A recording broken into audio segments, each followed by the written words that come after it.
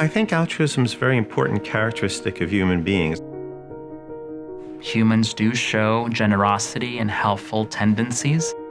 This is something that emerges in babies in the second half year of life. It flowers.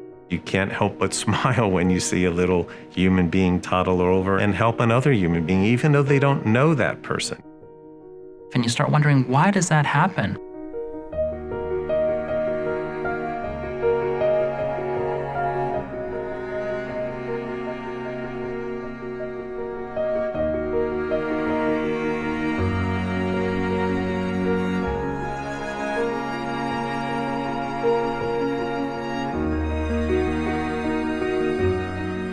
That, in part, is what our Templeton project is indeed about, to find out what components of this might be biological, built in, and what might emerge from very early social interaction with others. And that's very, very difficult to tease apart. And that's the magic of being a developmental psychologist.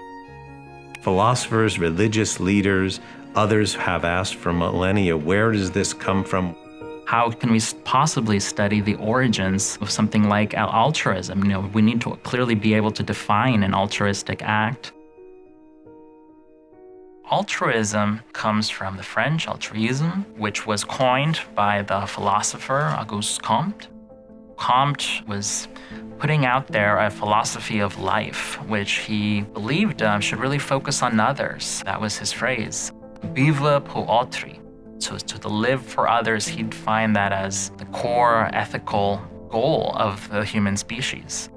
Altruism comes into play when there's a little form of sacrifice or cost to the self, and despite that, one helps or assists the other to do them some good. I mean, people jump into the ocean to save drowning people, and sometimes that's at a cost to themselves. You don't only do that because of the sort of rules or laws. You do it because somehow you feel it in your gut that helping others, even if it comes at a cost to you, there's something good about that. And so that pro-social attitude that human beings have, of course, is very important to society and civilization. My theory is actually that we're not born altruistic in the sense that a 1-hour-old baby would act in an altruistic way to the mother or doctor. We're probably not doing altruistic acts at 3 months of age, but we are biologically prepared to interact in a social way about others and to detect the connection between self and other. And that fundamental connection of recognizing that people out there are like me and I am like them, I do believe is present at birth, and I think gives rise to our altruistic behaviors. It's as if you take the biological roots of recognizing others like me, add social interaction, and what flowers from that is altruism. It's a dynamic interplay. It is not taught explicitly. It arises in the child from implicit understanding of others and their social interactions with others. I think saying that there's biological roots still allows for there to be individual differences, individual tendencies. Doesn't mean that everybody's identical.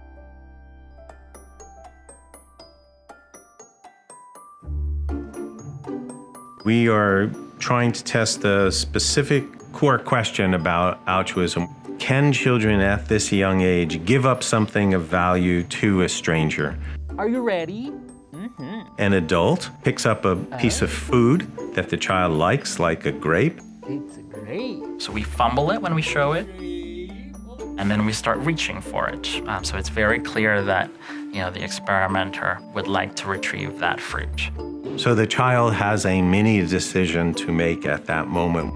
They can toddle away to their mother, they can pop it in their mouth, or they can choose to take this grape and give it to another person. The toddler sort of looks wide-eyed, and then what we're finding is they toddle over, pick up this highly desirable piece of food, and gives it back. They continue to show helpfulness time after time after time, even though they have not received a reward. And we're taking that as acting altruistically because giving away food is like, to a child, that's something of value. Just like giving away money, it's called hot cognition, not cold cognition, not something that doesn't matter to them. And I must say, we were surprised to see how the children responded. That tells us that prior to language, prior to laws, prior to the threat of punishment, human beings are built to interact in an altruistic, pro-social way where we will mutually help one another. I think part of the child's motivation is they can recognize the similarity between self and other. They want help from others. They want others to give the object back to them that has fallen out of their hands. And they can relate their own past experience, their own sense of self and their desires to what they see your desires being, the recognition that you are like me. That person's outstretched hand trying to reach for an object is being like my own outstretched hand when I am trying to reach for an object. This fundamental identity between self and other, I think, is enormously important. It's related to imitation. Imitation is this fundamentally important way that they learn about people, they learn about objects, and they learn about themselves and their own powers and abilities from watching others. It is a very, very rapid learning channel in young babies.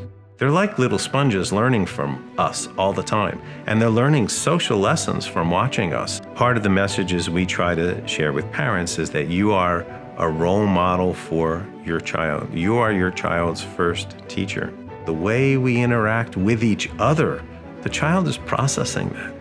They're picking up those patterns of behavior simply from watching us, and it changes them.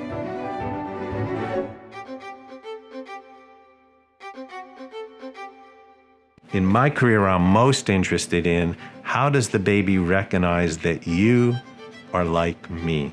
And we're studying that through neuroscience. MEG stands for magnetoencephalography. It's measuring the magnetic field that's coming from the brain. When the baby thinks or feels, there's synaptic connections and firings inside their brain, and that makes a little minute electrical signal. The electrical signal changes the magnetic field outside the baby's brain. I'm using MEG at the moment for baby's sense of touch and how they relate self and others. I want to show you the brain reaction in a 29-week-old baby, a 7-month-old baby, when we touch their hand. And what we think is the adult hand region is somewhere in here. So I want you to see what brain region becomes activated. We touched, and boom, we see the most significant activity where we expect in the hand area. And the really interesting thing was in the next study, when they watched somebody's foot being touched, you'd see activity in the foot area.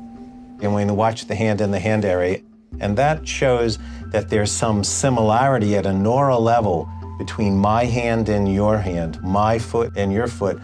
It means that the baby is understanding your body using the same sort of neural tissue and the same neural networks that they use in processing touch to their own body. So at the neuroscience level, there's a connection between self and other as young as 7 months of age. So we're beginning to map out the neuroscientific basis of body perception. I think that's the earliest foundation for what will develop into feelings of empathy and altruism for others. There's got to be this fundamental sense that you are like me and I am like you. We just think this is laying the foundation for social developmental neuroscience, a field that we think is going to explode. There are many, many, many fascinating questions to ask once you find out the fundamental kernel. Do our little babies help others in altruistic ways to begin with?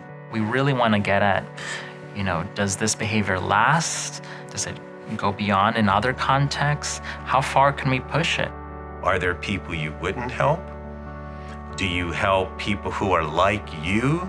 More people who are in your tribe, people who are part of your group? more than you help people in the out groups? Could your parents override some natural tendency to altruism?